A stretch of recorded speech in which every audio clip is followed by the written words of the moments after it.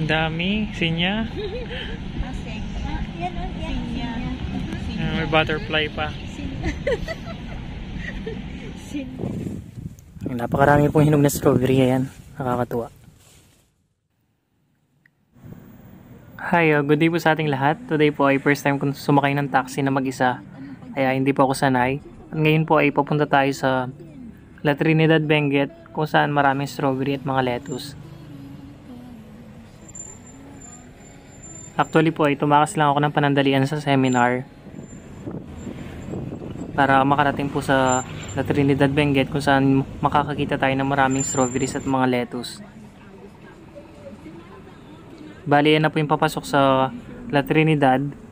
At pagdating ko nga ay sobrang daming mga turista kasi nga po yan ay long weekend po, tapos sem break ng mga bata, walang pasok, kaya napakaraming mga turista.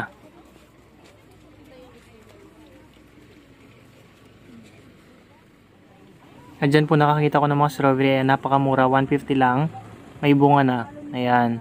Kaso pag bumili kayo sa Baguio ng ganyan ng mga strawberry with fruits or plantlets, huwag yung bibiglayin sa araw kasi masusunog yan. Dapat pinapractice muna natin sila sa partial shade para hanggang ma-acclimatize nila yung weather natin. Kuya, saan yung area dito na pwede mag-pick ng mga strawberry? Doon kayo mga sir magtanong sa bunga. Okay po.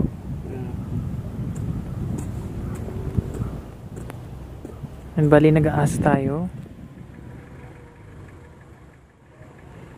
Napakaluwang pong farm nito ng lettuce tsaka ng mga strawberry at iba-ibang klaseng mga halaman. Madalas kung saan pwede mag-strawberry picking. Ay, magpipik po yes kayo? po, para may experience para sa vlog. I-comment kayo ba sa'yo? Saan yung kasama nyo? Ako lang po mag-isa.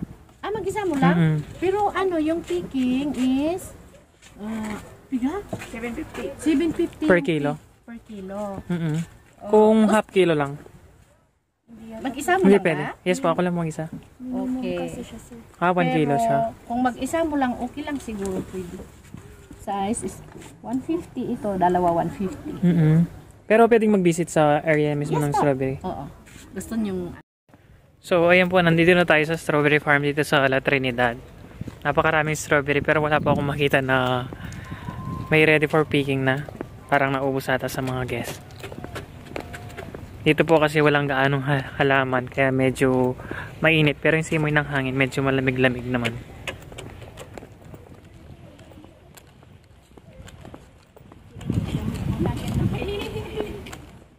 Excuse po, saan po pwede mag-strawberry picking dito banda po? Yung magpipick po sana. Susunod ka na lang sa Tina! Tina!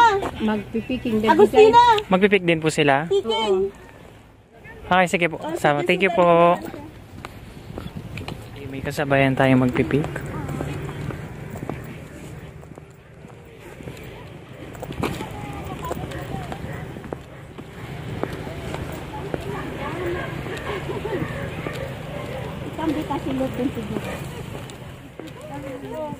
Ano, magkano po per kilo? 700 per kilo. Kung half kilo, pwede siya. Pwede naman. Okay. Gusto mo? Para matry lang.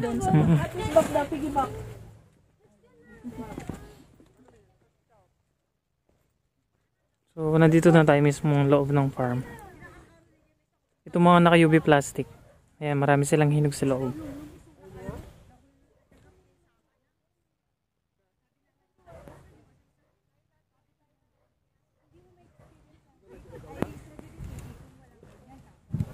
Yeah, medyo yung mga kasabayan natin ayaw nilang lumusong sa area ng farm kasi medyo maputik na ulan kasi every night.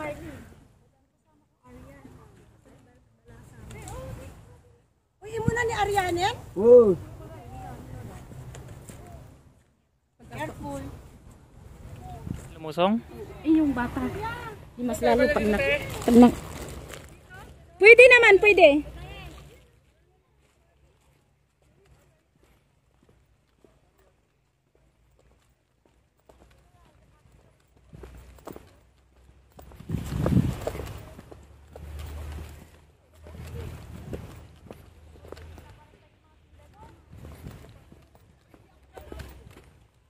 Pwede po magbayad ng GCash dito o cash po siya? Pwede naman. Okay.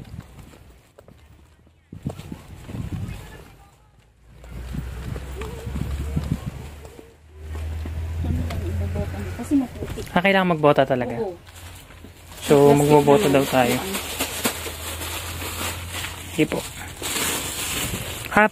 Huba rin ba yung sapatos, di ba? Oo kasi lulubog. Okay. Naulan po kasi every night dito, ano? Ha? Naulan po paggabi. Oo. Mark ang hindi, kaya Ayan po, start na tayong magpipik ng mga strawberry. Ayan, totoo nga na napakaputik ng area. Kasi lagi po naulan paggabi. Tapos may irrigation sila kung saan ginagamit yan sa pandilig sa kanilang mga halaman, especially sa mga strawberry or mga lettuce. Ayan, napakarami po talaga. Tapos sabi po ni ate, hindi pwede magpick dito sa harapan, ay doon tayo sa dulo magpipick. Medyo pricey nga lang po yung per kilo ng strawberry, 700 to 750 pag ikaw yung magpipick. Siguro kasama na yung parang entrance fee or ba, bagay yung binabayaran doon yung experience ba, na matry mo yung pagpipick pero medyo mahal pa rin. At nandito na rin para hindi rin po sayang yung biyahe natin ay tinry na natin magpick. Tapos nakiusap tayo na half kilo lang para makita natin yung technique nila sa paghahalaman ng kanilang mga strawberry at para may pakita po namin sila sa inyo. Ayan, bali pag nagtatanim talaga sila, inilagyan nila ng plastic, ayan, para hindi pasukan ng damo. Tsaka pag nagdilig sila or naglagay sila ng fertilizer, ay absorb ng kanilang mga halaman. Ayan. Ayan, sobrang hirap po talaga dyan kasi ako lang mag-isa. Tapos sobrang putik pa. Tapos pag magpipitas ay may gunting tsaka basket. Pag ginamit ko po yan ay hindi tayo makakapag-take ng video. Kaya binitawan ko na lang yung gunting. Tapos gagawin ko po ay gamit ang kamay. Total napakabilis lang naman pitasin ng mga strawberry katulad ng sa ating mini farm din. Ito po, napakaraming strawberry.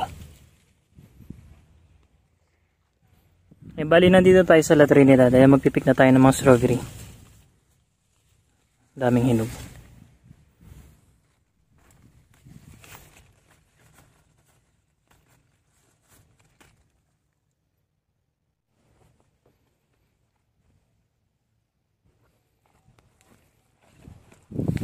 Grabe talaga yung putik po.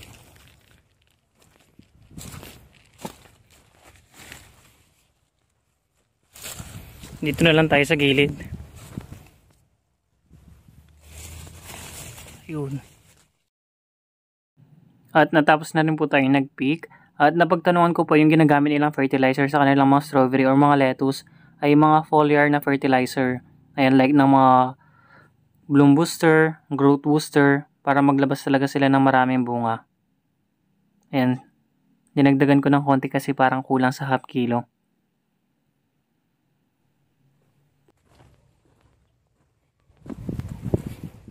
Ang kapal po ng putik. Pwede na po to? Meron na po ito bang half kilo to? yung timbangan.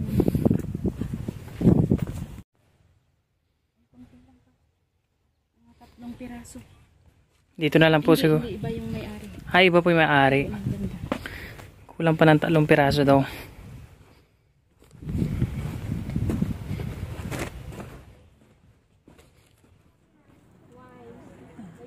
Ayan, every time na nagagawin po ako ng Baguio, talaga nakaka-enjoy kasi napakaganda ng ambience sa mga halaman, mga flowering plants. Tapos, napakalamig pa po ng weather nila. At murang bilihin ng mga gulay, pabenggit po dun sa mismong bagsakan. Ayan. Kaya maraming nagbi-business po ng mga gulay, mga strawberries, lemon. Ay dyan po nila kinukuha ay sobrang mura. At hindi lang po ako talaga nakapag-take ng mga video sa mga ibang mga pinasyalang kong area. At yung iba po talaga hindi ko napuntahan sa ngayon kasi nasa seminar po ako. Pero napakarami pong pwedeng pasyalan sa Baguio talaga. Tapos like sa Atok, Benguet, ayan. Tsaka pag nasa Baguio ka ay parang nasa ibang bansa ka talaga. Kasi yung mga forma ng mga tao ay pang malamig talaga. Ang ganda po. Talbos na sa'yo tayo magkano? 70? Kada isang ganito? Yes po. 70. 70 lang? 70. 70. 70. Kala ko 70. Pilit. Yes sir. Sa inyo sir. Sana po ay nag-enjoy po kayo sa ating short vlog. Thank you for watching. Ingat po ang lahat. Malaking babasa. Anong amoy ng